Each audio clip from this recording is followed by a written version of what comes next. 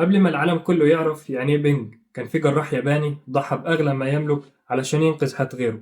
طب ايه اللي حصل؟ يلا بينا نعرف.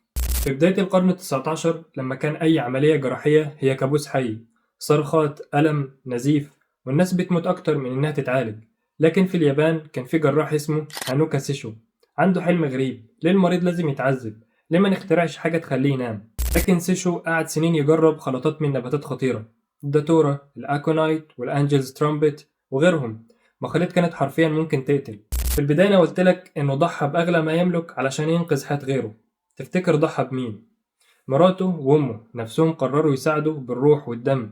كانوا بياخدوا الجرعات يوم ورا يوم لحد ما مراته فقدت بصرها بسبب التسمم، لكنها قالت له: تكمل لو هتنقذ حد أنا راضية.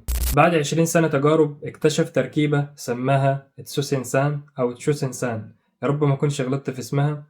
لكن بنج كامل قبل العالم كله. في سنة 1804 عمل أول عملية استئصال ثدي لمريضة كانسر اوف بريست تحت بنج كامل، والمريضة دخلت وخرجت من غير ما تحس بألم. واليابان عملت عليها فيلم ذا وايف اوف سيشو هانوكا، لأن الموضوع كان درامي جدا عندهم. والأطباء في زمانه ما صدقوش، لكن سيشو كمل وعمل أكتر من 100 عملية بنفس الطريقة. لما الطب الغربي بدأ يكتب تاريخ التخدير، ركز على إنجاز مورتون سنة 1846، وتجاهل إن الياباني كان عاملها قبلها ب40 سنة كاملة. يمكن لأن الكتب اتكتبت في الغرب، ويمكن لأن القصة كانت مأساوية لدرجة إن العالم ما صدقش إنها حصلت. لكن قصة سيشو مش بس طب، دي رسالة إن العالم ساعات بيحتاج تضحيات محدش يعرف قيمتها.